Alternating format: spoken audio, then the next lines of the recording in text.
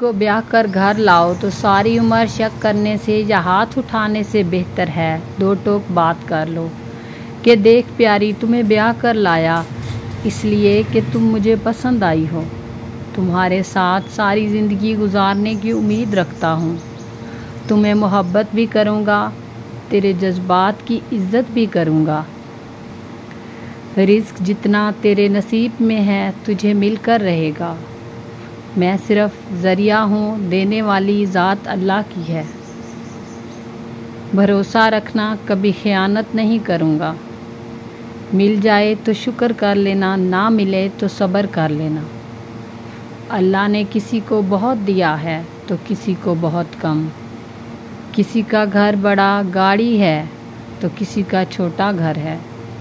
ये अल्लाह की तक़सीम है और अल्लाह की तक़सीम पर राज़ी रहना औलिया का तरीक़ा रहा है। मैं तेरा लिबास हूँ, तू मेरा लिबास है। मैं तेरा अक्स हूँ, तू मेरा अक्स है। तुम्हें तुम्हारे माज़ी के साथ कबूल किया है। मुझे नहीं पता वो कैसा था और ना ही मुझे जानना है।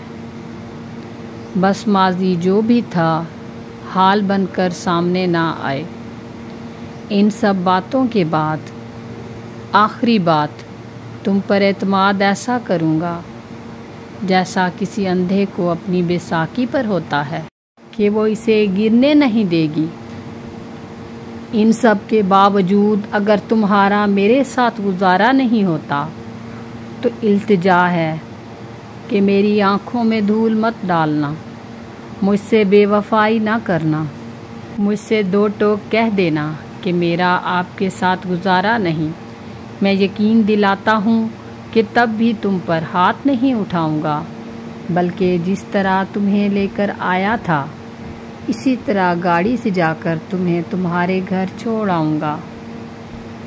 ये तमाम बातें इन भाइयों के लिए जिनके जहनों में नापुख्तगी है।